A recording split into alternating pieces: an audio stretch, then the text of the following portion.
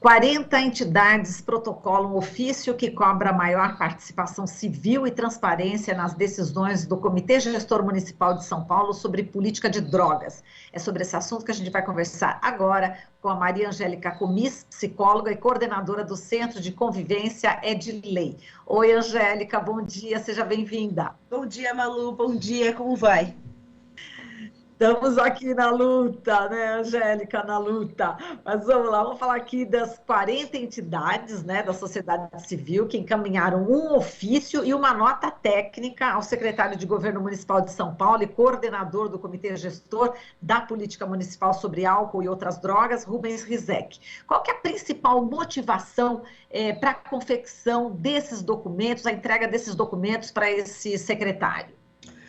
Bom, Malu, a primeira coisa é que a gente precisa entender o contexto nacional, né? Então, no contexto nacional, as organizações da sociedade civil têm sido alijadas da participação e controle social nos últimos 3 anos.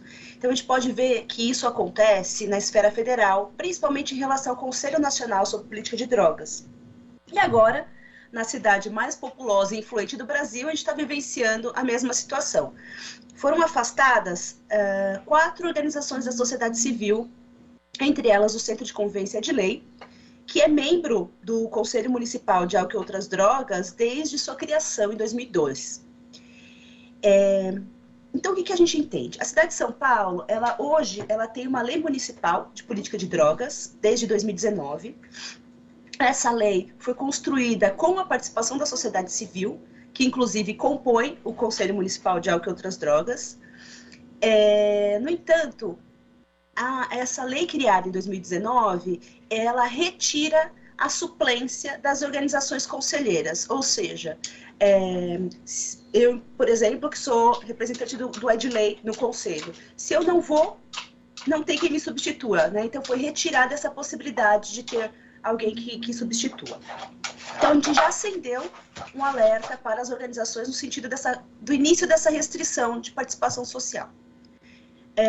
Então, no entanto, outro fator também pode ter, de alguma maneira, sido utilizado também. O Comuda, em 2017, foi protagonista de uma fiscalização dos hospitais psiquiátricos conveniados com a prefeitura. E nessa fiscalização, as principais organizações do Conselho, Edilei, Plataforma Brasileira de Política de Drogas, Associação Brasileira Multidisciplinar de Estudos sobre Álcool e Outras Drogas e o SEDES, nós fomos os grandes protagonistas dessa fiscalização nos hospitais psiquiátricos. Então, eu não sei, né, se realmente isso vem desde 2017 ou se só agora que a gente tem cobrado muito mais algumas questões que resolveram afastar essas organizações do Conselho. Então, o pleito principal é relacionado ao afastamento dessas organizações e pedindo algo que foi solicitado na última conferência municipal de política de drogas, que foi em 2019. Um dos principais eixos dela era a participação social, que pedia a ampliação das cadeiras dos conselhos, e o que o governo traz é uma diminuição. Exato, e essa 7ª Conferência Municipal de Políticas Públicas sobre Álcool e Outras Drogas, que você citou em 2019, essa foi uma atividade muito intensa, né? Foram 3 meses, não é isso? Vocês reuniram aí mais de 1000 conferencistas em 10 regiões da cidade. Queria que você falasse da importância aí dessa conferência. Bom, teoricamente, a conferência municipal, ela deve acontecer a cada 2 anos, né? Algo que vinha acontecendo nas diferentes gestões municipais. No entanto, essa de 2019, ela foi incrível, porque nós fizemos grandes mobilizações na cidade como um todo, então fizemos pré-conferências em várias regiões, em 10 regiões, e nesse sentido, a gente tinha 4 eixos. O eixo de cuidado e atenção, o eixo de segurança pública, o eixo de prevenção e o eixo de participação social. E dentre esses 4 eixos, eles foram trabalhados em todas as pré-conferências. E um dos principais resultados, né, e aí a conferência ela termina num grande evento na Câmara dos Vereadores, em que juntou mais de 600 pessoas só naquele dia, né? Fora o restante nas pré-conferências. Isso foi um feito na cidade de São Paulo, né? Nós nunca tivemos tanta participação numa conferência municipal quanto a de 2019. E nesse sentido, a principal proposta e demanda relacionada ao eixo de participação social foi a ampliação das cadeiras de conselheiros e a inclusão das pessoas que usam drogas como membro do conselho. Porque o que a gente entende é que não adianta você criar uma política pública sem a participação das pessoas que são afetadas por ela. Então, nesse sentido, é fundamental que tenham pessoas usuárias de drogas como membros do conselho, com cadeira, né, específica, membro, podendo votar. E nada foi feito, né, em relação a esse pleito da conferência. E agora, em 2022, sem qualquer comunicação ou discussão nas reuniões do conselho, a prefeitura decidiu afastar as organizações que questionam a importância da ampliação dos assentos, que questiona a participação do comitê gestor da política municipal de drogas nas reuniões, e que também fizeram parte dessa fiscalização dos hospitais psiquiátricos. Acho que vale explicar um pouquinho que na criação, em 2019, foi criada a Lei Municipal de Drogas. E nessa lei existe uma governança que deveria ser feita pelo comitê gestor da política de drogas do município. No entanto, a gente não tem interlocução nenhuma com esse comitê gestor, sendo o conselho principal da temática na cidade de São Paulo, a gente não tem interlocução com o comitê gestor. Inclusive, um pleito da sociedade civil é questionar o quanto que os membros desse comitê gestor não participam desse conselho, que as pessoas designadas pelo poder público normalmente faltam às reuniões, e pela lei do conselho, as pessoas, pelo regimento interno, na verdade, do conselho, se tem faltas consecutivas, é um dos motivos de afastamento. E nós, da sociedade civil, evitamos ao máximo qualquer falta para que não tenha essa justificativa, né, de nos afastar por conta de faltas injustificadas. Já o poder público, eles não podem ser excluídos do conselho, né, nem afastados. Então, eles faltam sem justificativa, muitas vezes, e não saem do conselho. Né? Então, a gente tem essa necessidade de uma discussão mais ampla. Né? A gente tem mais de 50 cenas de uso aberto de drogas na cidade de São Paulo. Inclusive, uma delas é uma cena de uso na cidade de Tiradentes, que é dentro de uma mata. E lá não tem nenhum serviço de abordagem. Então, é necessário que a gente pense na política municipal de álcool e outras drogas para a cidade toda. Né? A discussão fica muito centrada na Cracolândia. E por ficar centrada na Cracolândia, fica centrada no programa Redenção, que é o programa municipal e que não é a política municipal de álcool e outras drogas.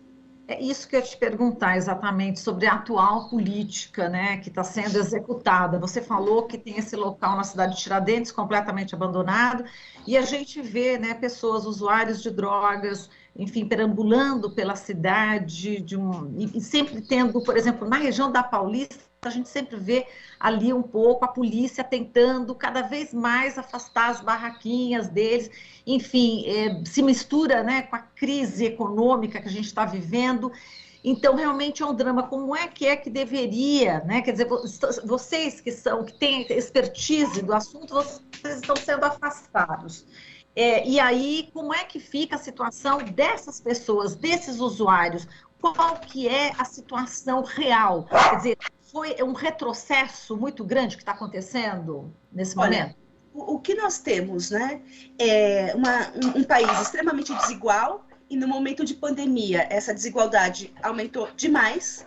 A gente teve um aumento considerável de pessoas em situação de rua, e a gente entende também que estar em situação de rua significa que em alguns momentos pode ser que a pessoa use substâncias psicoativas com o intuito de amenizar os sintomas de estar em situação de rua. Então, a gente entende que esse aumento da desigualdade, essa falta de investimento nos serviços públicos, né? Porque hoje em dia a gente tem muitos serviços públicos, inclusive de saúde, extremamente precarizados em detrimento de financiamentos de serviços privados como comunidades terapêuticas. E nesse sentido, o que a gente entende que é fundamental é que sejam feitas estratégias, além de ampliar a participação das pessoas para elas poderem discutir a política junto com o poder público, é garantir educação voltada para a autonomia. Nesse comitê gestor, a gente tem, por exemplo, a Secretaria de Educação, a Secretaria de Desenvolvimento Econômico e Trabalho. Então, o porquê que não é feito um trabalho realmente intersetorial que possa garantir a autonomia e a geração de renda das pessoas que estão em situação mais vulnerável e fazendo uso problemático de substâncias.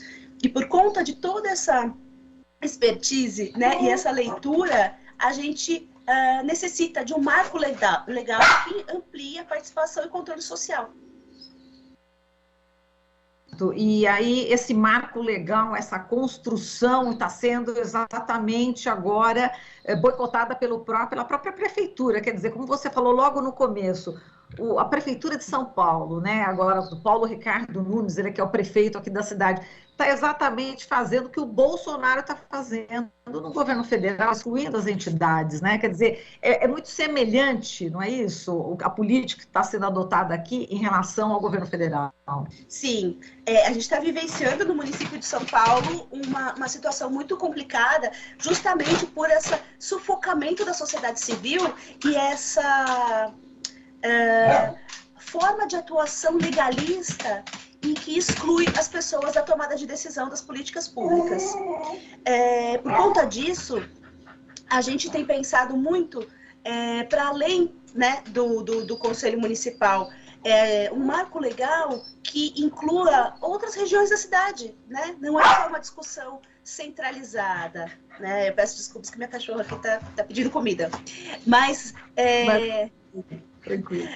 que a gente tenha essa possibilidade de uma lei como foi construída a de 2019, porque, de alguma maneira, ela foi construída a partir de articulações de uma subcomissão na Comissão de Direitos Humanos, dentro da Câmara dos Vereadores, né? Então, foi um rito importante porque garantiu que trabalhadores da área, usuários de drogas, pudessem discutir a lei municipal, o projeto de lei municipal. Ele não foi, óbvio, que ele não foi aceito na íntegra, né, a partir do que a sociedade civil escreveu, mas a gente teve um grande avanço. Só que eu acho que ainda precisa avançar mais, porque muitas das coisas que estão na lei municipal de 2019 não foram implementadas. E aí, quando a sociedade civil questiona por que isso está acontecendo, aí vem essa tolhida, né, do poder público. Não, então vocês não fazem mais parte, não vão ser mais conselheiros, não vão brincar mais agora, né, com a bola, né? Então saiam do conselho para não causar tanto problema. Entendi. Não tem problema, viu, Angélica, você estava falando aí do cachorro, tem criança, tem cachorro, mas isso é vida, como diz Leonardo Boff, isso é vida. Então a gente precisa acolher, né, todos esses sons aí, viu, Angélica? Agora, em relação ao usuário de droga, né, enfim, você acredita que por conta de tudo isso, essa pessoa que está nessa situação acaba ficando realmente desamparada, ela acaba regredindo, você que é psicóloga, né? Como é que fica, enfim, o psicológico, o físico, enfim, dessa pessoa, acaba impactando, né, nessas pessoas que estão aí perambulando, inclusive, pelas ruas da cidade. Eu gostaria que você falasse sobre esse aspecto do usuário em si, como isso impacta, pela tua experiência aí como psicóloga. Olha, a gente tem diferentes tipos de impacto, né? Bom, o primeiro deles é a situação de desamparo, né? A sensação de desamparo. Primeiro, e aí eu vou falar mais especificamente de pessoas em situação de rua. Primeiro, que ela não tem onde descansar. Segundo, ela sofre fortemente de estigma perante toda e qualquer pessoa da sociedade. Ela sofre de fome, né? Que é uma dor imensurável. E, além de tudo, ela faz uso de substâncias. E não tem onde ser acolhida, né? Não tem onde ser acolhida que não em um local em que ela não seja julgada, em que não seja pedido para ela que ela pare de usar drogas. né? Então, faltam espaços de baixa exigência, né? Em que possam acolher o indivíduo como ele se encontra. Porque isso é fundamental. É acolher da maneira que ele está, para daí a gente construir com ele possibilidades de melhora de qualidade de vida. E o que a gente tem visto desde o governo federal, é que está havendo uma dificuldade, né, uma falta de financiamento para os serviços públicos. Os centros de atenção psicossocial de álcool e outras drogas estão precarizados, né, porque o financiamento todo está indo para as comunidades terapêuticas religiosas, inclusive. Então, a gente percebe que essa falta de acolhimento, por exemplo, na cidade de Tiradentes, nessa cena de uso, foi fechada a equipe de abordagem da assistência social, por exemplo. Lá havia uma equipe que pelo menos abordava e que acompanhava. Agora, o consultório na rua vai de vez em quando dá tempo lá. Então, a gente percebe esse desamparo, né? E esse desamparo prejudica muito qualquer tipo de possibilidade de busca de atendimento ou tratamento. Perfeito, tá certo, Angélica. A gente agradece aqui a sua participação, muitíssimo obrigada, um forte abraço e a gente vai continuar em contato para saber exatamente como é que vai ser a evolução daqui para frente a partir aí dessa nota, enfim, desse documento que vocês entregaram aí a esse secretário da Prefeitura de São Paulo. Muitíssimo obrigada, viu, Angélica? Forte abraço. Bom dia, um grande abraço, tchau, tchau. Tchau, tchau, bom dia. Falamos aqui com a Maria Angélica Comisa, ela que é psicóloga e coordenadora do Centro de Convivência Edley.